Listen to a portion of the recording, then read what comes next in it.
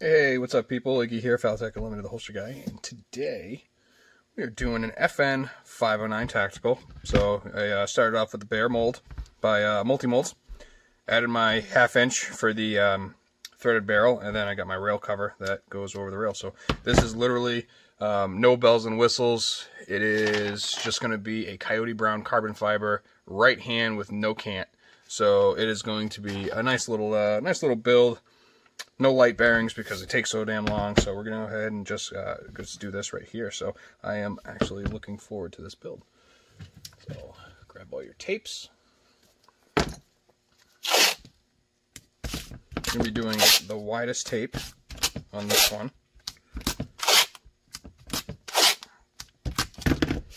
Here is our 5 layers.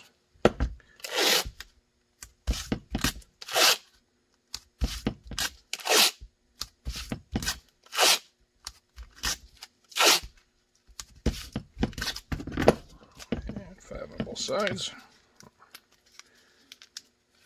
Now, because this is the 509 tactical and this is not the tactical, I'm going to go ahead and add the suppressor height sights, and that is also the other reason why we added the threaded barrel, or not the threaded barrel, but the socket for the threaded barrel. So with a good amount of tension, set the tape down. If you notice, I'm doing this before the blocking on the sides.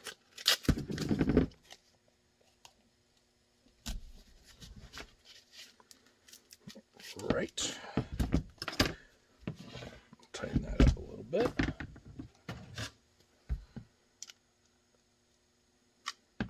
Go. And my outside the waistbands, I generally do a little bump out here. You don't have to, but I personally like it because it gives you a little bit more extra room to find the mouth of the holster to reholster your firearm. And again, that's completely up to you, because when you reholster a firearm, you don't need to do it quickly. So you should be able to look down at your holster and take care of it. But I personally like this method, and that is completely up to you if you want to rock that or not. And then on this side, we got our blocking that goes to here, or the controls rather. So you can see right there. So we're going to go ahead and take this guy, throw it right there.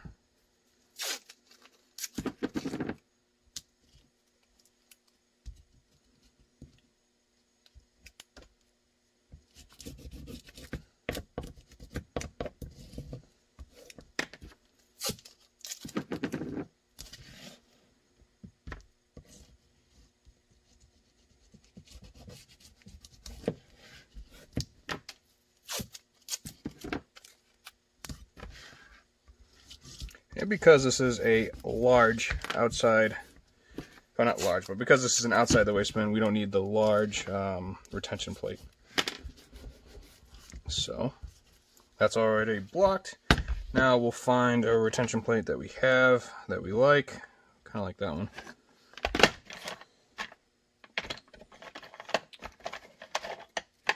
So we'll find any others in our repertoire.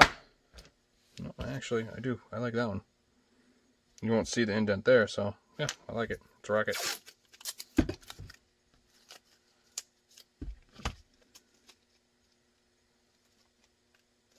And stick that on the side. Then I personally do right off the trigger guard on each side. And that is 100% ready. And this is going to be a right hand OWB, so we will get our black 8x8 because all my outside the waistband holsters have a black backing on them. And this is Coyote brown carbon. I'll turn my oven on to get our foam nice and hot. There we go. So go ahead and cut the piece of our carbon.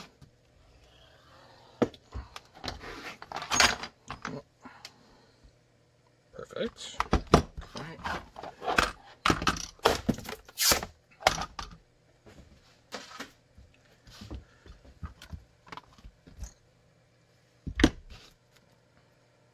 And we'll go ahead as well. Put this in a scrap pile. And for the love of everything holy, take this off before going in the oven.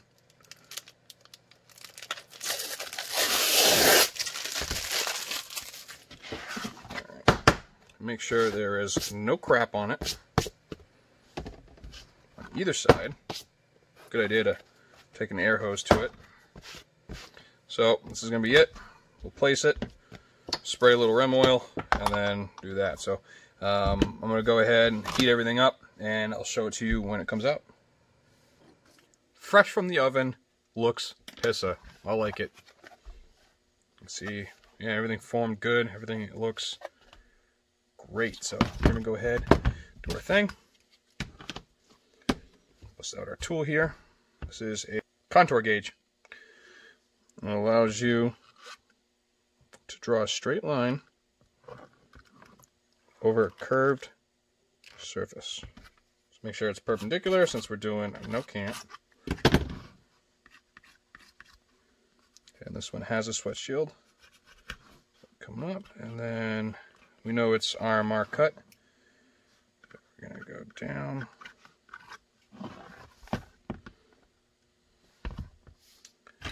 1.5 loops, so we're going to add those in.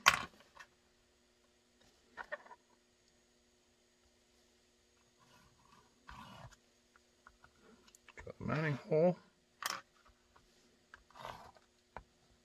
And mounting hole. And have your template.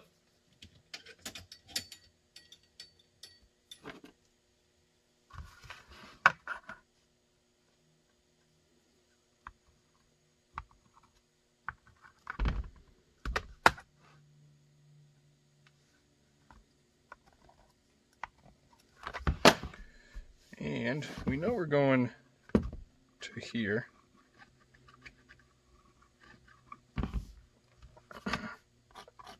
come down. This guy is going to go right there, just in front of that.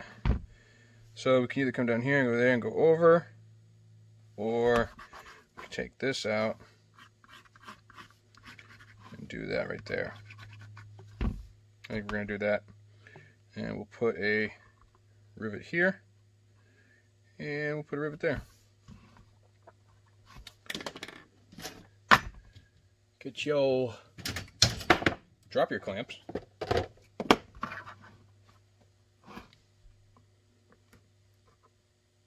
And remember, we're only drilling 3 holes, even though we marked for 4. Oh, that is not the right drill bit. I just did a, I just added to my bench. So I'll show you that in a little bit.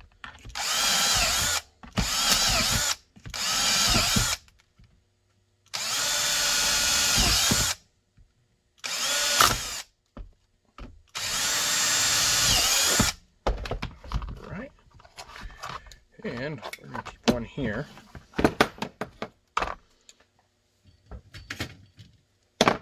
Flip the baby around. Drill those holes.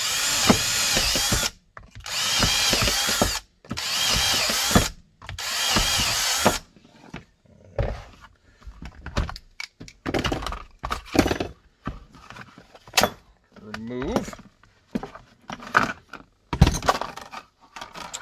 Grab 2 rivets and throw one. Today's just not my day for keeping stuff on the bench. Alright, put rivets through a hole on each side. That way it keeps it from, keeps it aligned. Drill your retention hole.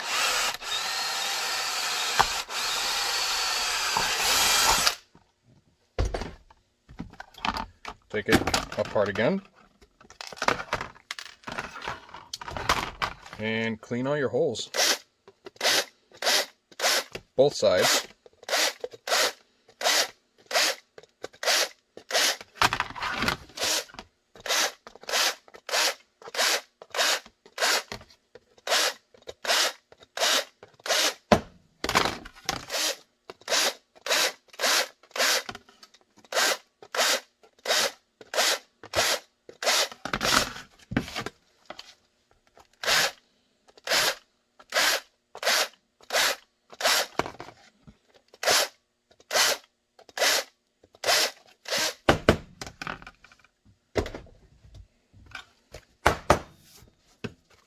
Alright, make sure there's absolutely nothing on this surface.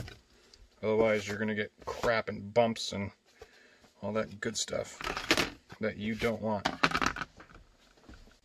Grab your retention plate, or your retention hardware.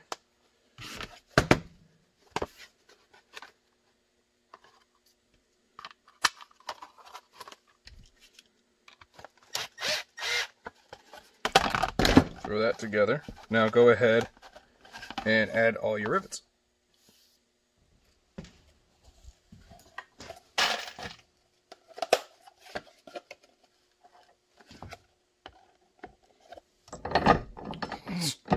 Helps if I if I put this in.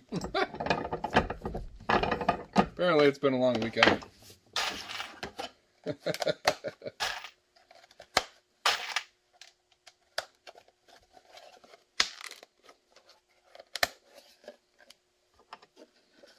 Right.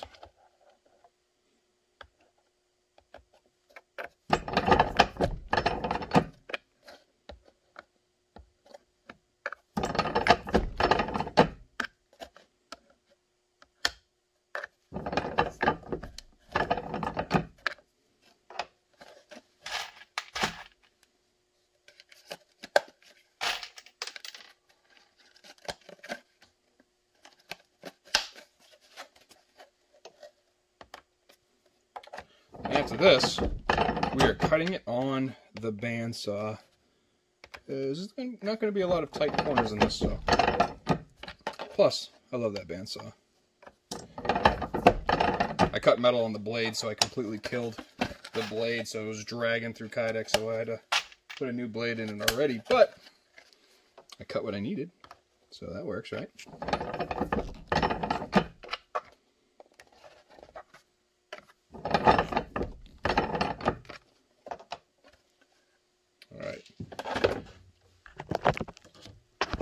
Looks good. Looks real good.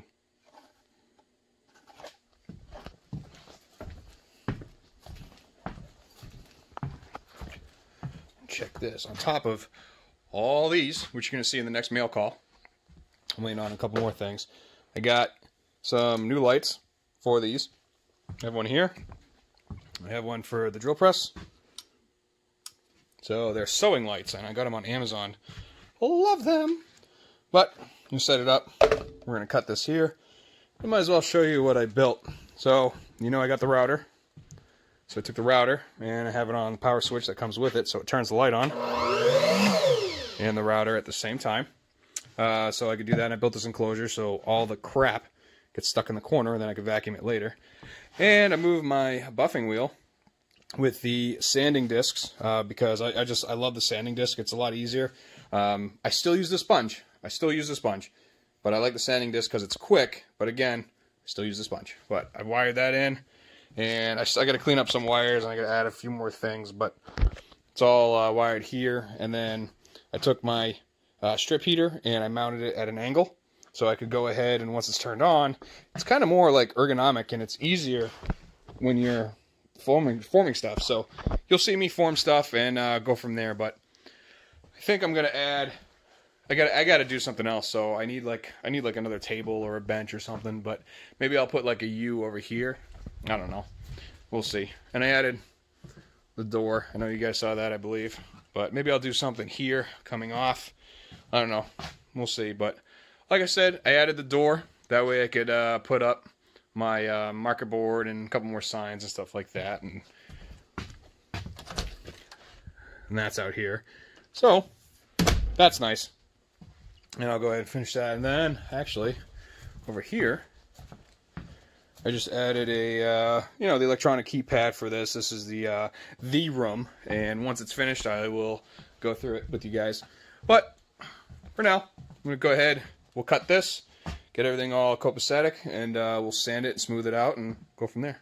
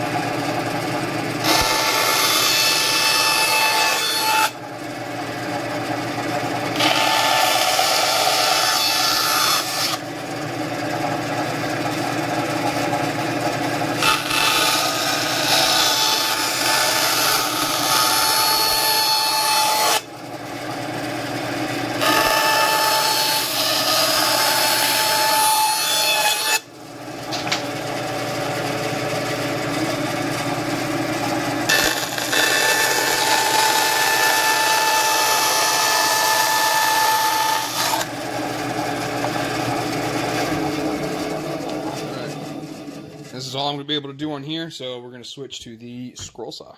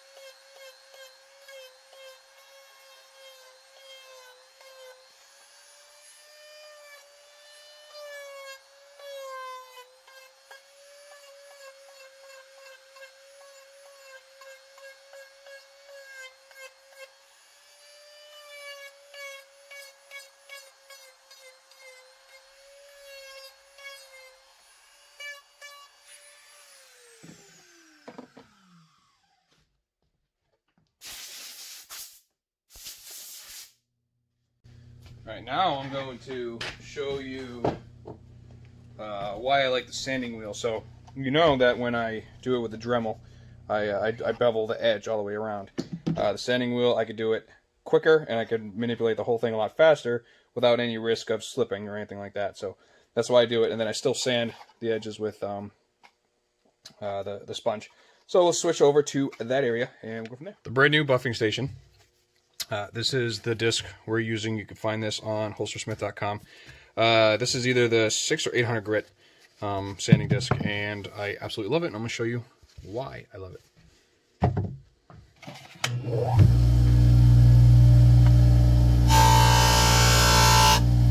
Bam!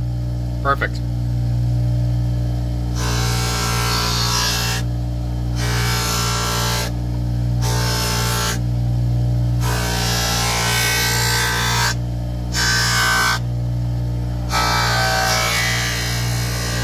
So that's one side complete, and like I said, it's hard to mess it up.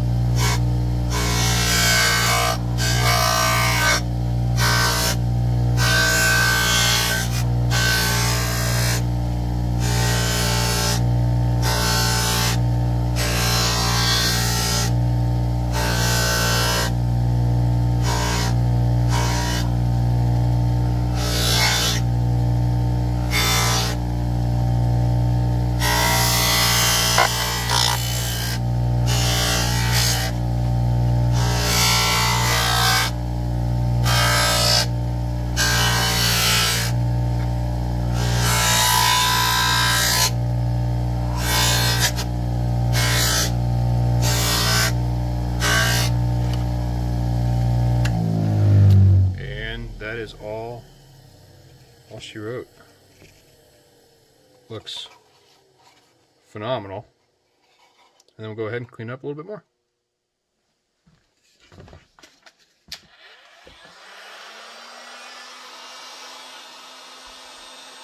Get our heat gun up to temp. I already got the 3 rivets in the vise here. We're just going to heat up, pointing down into the material. You don't want to go like this because you'll get the rest of it, so I just keep it down. The smoke is from the rag because the rag has a lot of rem oil on it.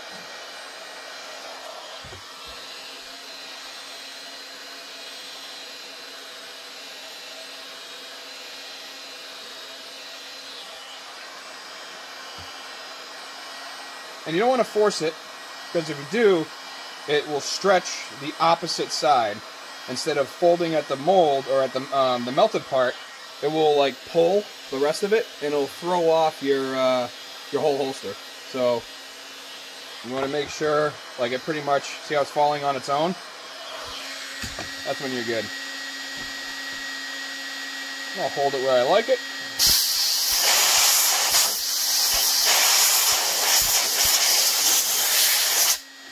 Spurts of air to hold it. Move on to the next side. You don't want to go too tight because the belt will hit the holster.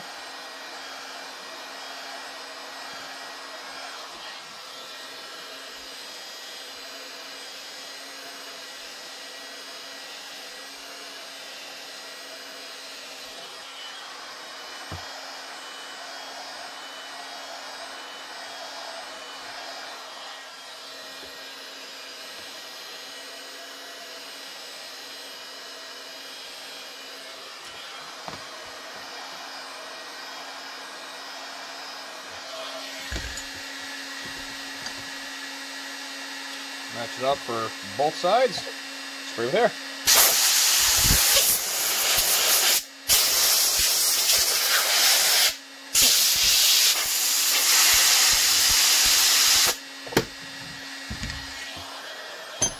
And let that cool. Next is to put your belt loops on. I will go ahead and throw this together.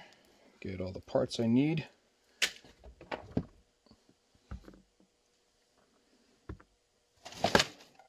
I always do 1/2-inch bolts for my belt loops.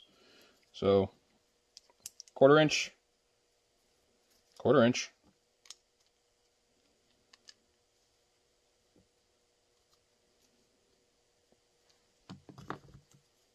the reason why I use 1/4 inch is, well, because it stays on. You don't have to hold it, because that is a pain in the butt.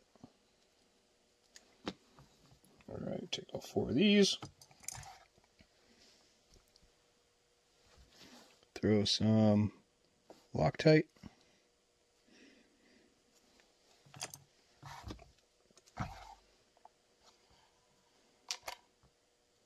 Throw them in your holster.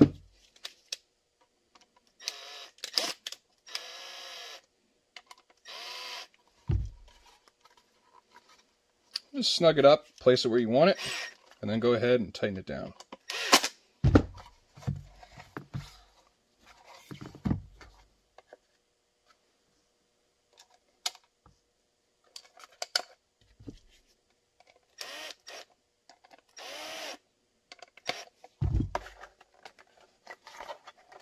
Place it where you want it. Tighten it down. And the magic rem oil. Get off all your pencil marks.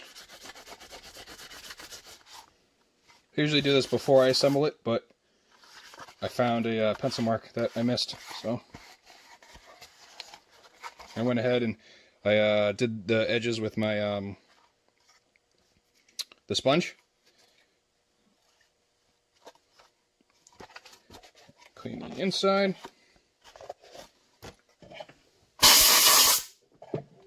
And there is your finished holster for the FN 509 Tactical.